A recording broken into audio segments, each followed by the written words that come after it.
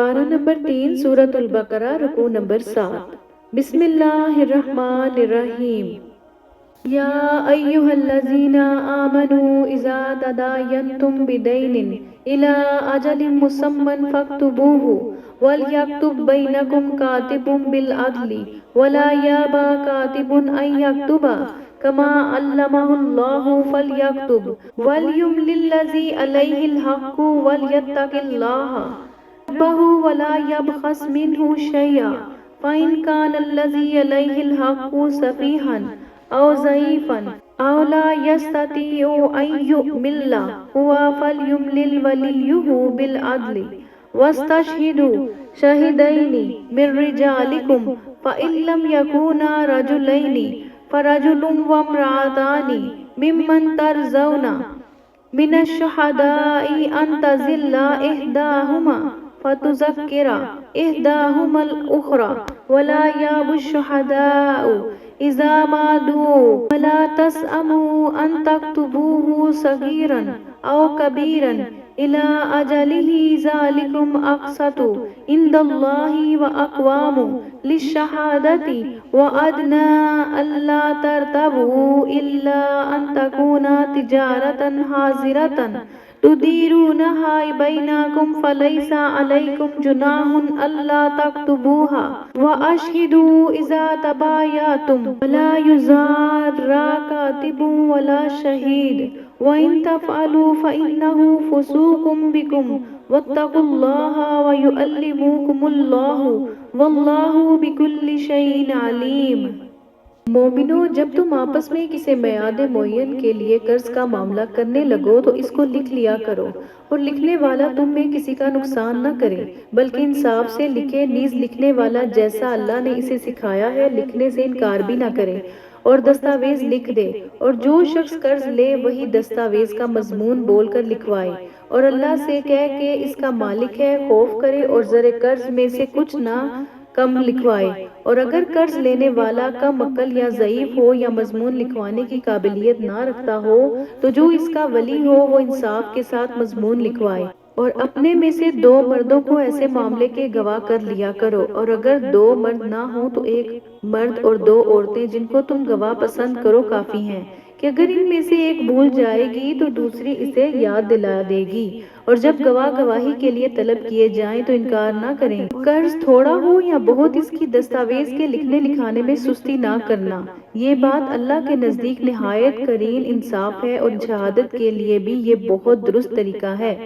اس سے تم کو کسی طرح کا شک و شبہ بھی نہیں پڑے گا۔ ہاں، اگر سودا دست بدست ہو جو تم آپس میں لیتے دیتے ہو تو اگر ایسے معاملے کی دستاویز نہ لکھو تو تم پر کچھ گناہ نہیں، اور جب خرید و فروخت کیا کرو مثلا زمین جائیداد کی تو بھی گواہ کر لیا کرو، اور کاتب دستاویز اور گواہ معاملہ کرنے والوں کا کسی طرح کا نقصان نہ کریں۔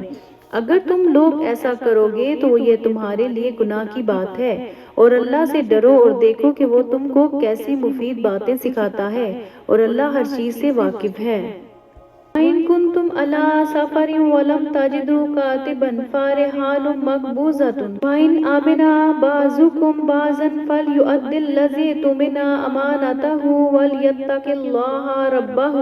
وَلَا تَكْتُمُوا الشَّهَادَةَ وَمَن يَكْتُمْهَا فَإِنَّهُ آثِمٌ قَلْبُهُ وَاللَّهُ بِمَا تَعْمَلُونَ عَلِيمٌ۔ اگر تم سفر پر ہو اور دستاویز لکھنے والا نہ مل سکے تو کوئی چیز رہن با قبضہ رکھ کر قرض لے لو،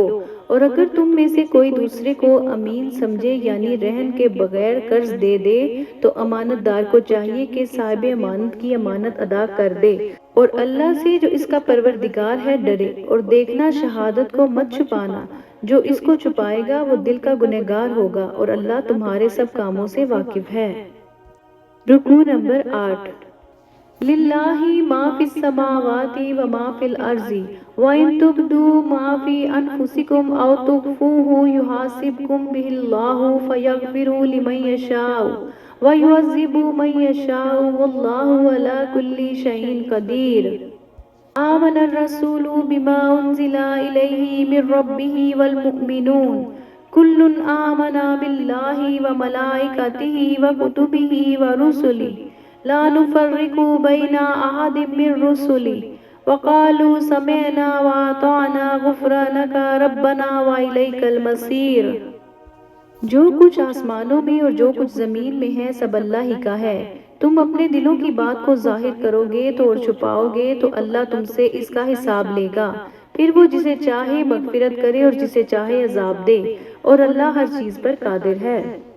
رسول اللہ صلی اللہ علیہ وآلہ وسلم اس کتاب پر جو ان کے پروردگار کی طرف سے ان پر نازل ہوئی ایمان رکھتے ہیں، اور مومن بھی سب اللہ پر اور اس کے فرشتوں پر اور اس کی کتابوں پر اور اس کے پیغمبروں پر ایمان رکھتے ہیں، اور کہتے ہیں کہ ہم اس کے پیغمبروں سے کسی میں کچھ فرق نہیں کرتے، اور وہ اللہ سے عرض کرتے ہیں کہ ہم نے تیرا حکم سنا اور قبول کیا، اے پروردگار ہم تیری بخشش مانگتے ہیں اور تیری ہی طرف لوٹ کر جانا ہے۔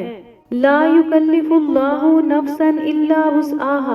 لها ما كسبت وعليها ما اكتسبت ربنا لا تؤاخذنا ان نسينا او اخطانا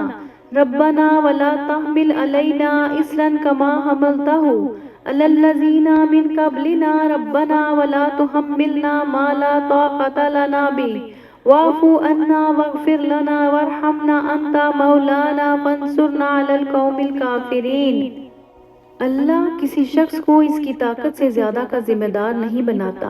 اچھے کام کرے گا تو اس کو ان کا فائدہ ملے گا، برے کام کرے گا تو اسے ان کا نقصان پہنچے گا۔ اے پروردگار اگر ہم سے بھول یا چوک ہو گئی ہو تو ہم سے مواخذہ نہ کیجیو۔ اے پروردگار ہم پر ایسا بوجھ نہ ڈالیو جیسا تو نے ہم سے پہلے لوگوں پر ڈالا تھا۔ اے پروردگار جتنا بوجھ اٹھانے کی ہم میں طاقت نہیں اتنا بوجھ ہم پر نہ رکھیو، اور اے پروردگار ہمارے گناہوں سے درگزر کر اور ہمیں بخش دے اور ہم پر رحم فرما، تو ہی ہمارا مددگار ہے، سو ہم کو کافروں پر غالب کر۔